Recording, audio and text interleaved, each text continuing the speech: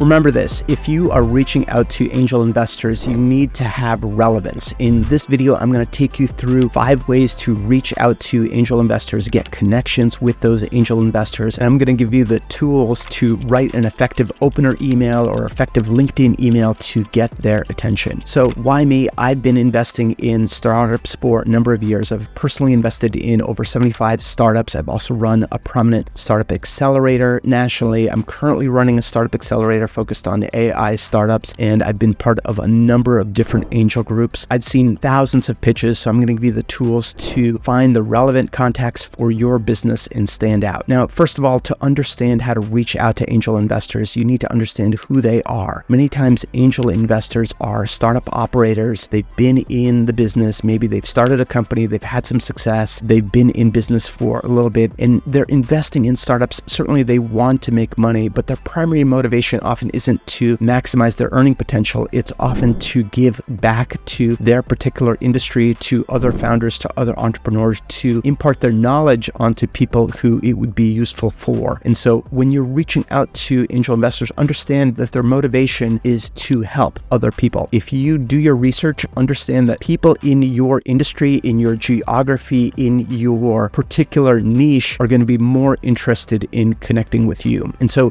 don't do the spray and pray, don't spam thousands of people. If you do proper research, if you identify the people who are going to be more relevant for you, you're going to have much more success. And most importantly, when you're reaching out to folks, it's not just about their money. Make sure that every single conversation you have with investors, you are extracting value. And value can mean multiple different things, but often if you're being specific about reaching out to particular folks in the industry who have expertise in either your industry, your vertical, your geography, they are going to be the people who are most connected, and they're going to give you the most advantage by leveraging their network. So what are the ways to get started? What are the ways to identify these people? Like I said, a lot of investors do enjoy investing locally or in their geography. So definitely research your particular city, your particular country, geography, and identify potential angels within that. Now, you can do this in multiple different ways. A good way to get started, if you're really not sure where to get started at all, is by looking at databases. There are a number of Airtable databases that I've linked in the description below that give you resources to many databases of angel investors. Now, you can look at these by geography, by industry, but this is just a starting point. This will give you a number of angels that you can see what they look like. And the key thing for founders isn't any one particular angel in this database, but look at the profiles of different angels, understand both their personal websites, what they put on their LinkedIn. And this is really teaching you and training you what are the keywords to look for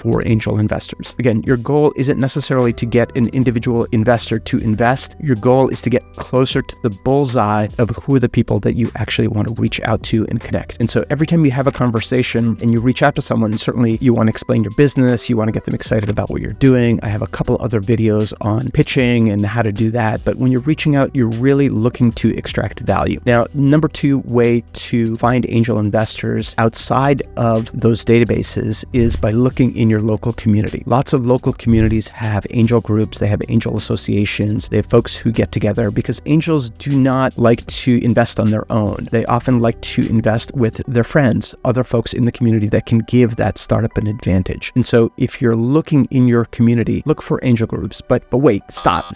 Do not reach out to the angel groups directly just yet. That's a common mistake. I see founders will send a pitch deck directly to an angel group. And again, you can certainly do that for practice, but in my experience, founders get a lot more traction, a lot more success if they identify individual members within that angel group, folks who are in that angel group who have specific affinity or interest in their particular startup. If they can practice their pitch with a couple members of that group, those members, if they commit to that company, they're interested in that company, and then they pitch to the angel group, they have a much higher probability of getting traction with that group, because once you have a single angel invested, that person ends up being a champion within that group to get other people to invest. Now, third place to look is in local universities or alumni. So if you've graduated from university, you're alumni from a particular school or college, many schools and colleges do have alumni investing groups that communally come together and they support fellow alumni. And so definitely look in your university if you've graduated from university. If you have not graduated from your university, look for alumni of your particular company. Many larger companies, so in particular companies like Uber, HubSpot, PayPal. Many of these larger companies have alumni groups that specifically focus on investing in alumni of those other companies. And so if you or a member of your startup team has an alumnus of one of these universities or an alumnus of one of these companies that happens to have an alumni group, this is a really easy way to broaden your network and reach out and be able to pitch that particular group. Again, lots of times angel investors are looking to invest in their community, their niche, their vertical. And so using and leveraging these alumni groups is a great way to get started. Next way is looking in your local community. So lots of local communities will have investment groups, meetups, pitch nights, demo days, things of that nature. So look in your local community on Eventbrite, on Meetup, on Partiful, on Market Social, other networks where you can find events online that you can attend in person. Meeting people in person is a great way to break the ice, great way to connect with folks. And again, your goal isn't necessarily to pitch the individual person at the event, but get introductions to the people who invest in your particular area. Your goal in the angel investing process is to find people who can give you value. Now, you can reach out to them cold, you can reach out to them warm introductions, especially if you are connected through 1 degree or 2 degrees of separation, is a really nice way. If a friend of yours can say, hey, I saw this person, they're interested in your particular vertical, that is super helpful to do. Last and certainly not least is LinkedIn. LinkedIn is an absolute monster for finding angel investors, operators, people who could be interested in your industry. Definitely use LinkedIn, join various groups within LinkedIn, follow people who are in your vertical industry or niche, because when you follow them, when you identify folks who have the same interests that you have, they will amplify other members of the community. And when you see more of the folks who you want to connect with, you have a higher probability of getting relevance. And that's the key thing for reaching out to angel investors, is relevance. Now, you've maybe identified some angel investors through LinkedIn, through university group, through local groups, maybe through an angel group. How do you reach out to them? Like I said, the easiest way is if you can get a warm introduction. And so if you know someone, obviously that's a great way to ask for an introduction, get introduced. But if you don't know anyone, how do you reach out? I've gotten hundreds of folks reaching out to me. I get people reaching out on a regular basis on Twitter, on LinkedIn, on TikTok, on YouTube, you name it, people are reaching out to me. And the key thing that sets people apart who are more successful and actually get a meeting, get feedback on their pitch deck, get some value, is relevance, when they are really relevant in their reach out. And so don't write a super long email with many paragraphs, many bullet points, lots of stuff to read. Be very succinct in reaching out. And so a couple sentences explaining exactly why I'm the right investor, why you think I might be interested in investing in your company. If you're reaching out to someone who is an expert in your particular technology, say, hey, I know you're an expert in this particular technology. I have relevance to you because I'm building this startup. I've done my homework. When you've done a little bit of that homework, it really shows, because I get so many cold emails that have zero relevance. They really have not done any homework on who I am, why I might be interested in their company. When you have relevance and you reach out, it really pops off the page. Now, obviously, like I said, warm introductions pop off the page even more because there's already a first-party connection to that. Now, if you're reaching out to someone, make sure you have relevance. Keep that introduction fairly short. Don't write paragraphs and paragraphs of text. Try to really explain in a couple sentences why you are interested in reaching out to that particular person and you'd be interested in their feedback, information, or you wanted to see if they would have relevance to you. Again, keep that outreach relatively short and relevant. That way you have a much higher probability of getting connection and getting that introduction. So how do you reach out to investors? Now, first of all, don't be spammy. Don't blast thousands of investors. Number one, do your research. Make sure that you've done your research. When you compile a target list of potential people to reach out to, you've looked at their LinkedIn, you've researched if they have a Twitter account and what they're writing about. If they have a LinkedIn bio or profile, you've read what that is. You've searched if they have a personal website and what they are writing about, what they might be interested in, and then synthesize that into a very short, relevant email. Hey, I've heard about what you do. I understand what you're interested in. I'm solving a problem in your particular space. I'd love to chat with you and see if this is of interest to you. A little bit of information on your company. Relevance, if you have a teaser deck, and a teaser deck is a short pitch deck. It doesn't have to be the entire story of your company, but a link to a short teaser deck is helpful as well. Link to your website, if your website is up and running, is helpful. Link to your LinkedIn is helpful as well, because as an investor, I really want to digest very quickly. A, have you done your homework? Who are you? Are you for real? URL and let me click some of the links and relevance to see if it is of interest to me. When I do that in a short period of time and there's relevance and I can see that through the website, through what you're saying, through what your LinkedIn is saying, I'm much more likely to take the meeting, take the investment. Now, lastly, when you're having meetings with angel investors, where you're having conversations, it is not just about the check. It is not just about their investment. Make sure you are extracting value from every single conversation. Have questions in mind that you want answered from the investor as well. What do they invest in? Is there anyone relevant in their industry? What suggestions do you have on the pitch? Any thoughts and reactions on what you're doing? If you were them, what would they do? Make sure you're getting information and value from the conversation, because 99% of investors will not invest in your company. It is a numbers game. You're going to be pitching to a number of investors. Don't get discouraged by some of the early rejections. That is just the nature of the game. But make sure you are extracting value from every single conversation. If you are extracting value, introductions, relevance, slight improvements in your pitch, slight improvements in your story, slight improvements in how you articulate your financial trajectory, your go-to-market, your numbers, all those financial details, you will get better and better. And when you iterate and get better, that's really the core of building your business. I'm Greg Raiz. I talk about entrepreneurship, technology, and design. I'll catch you in the next one.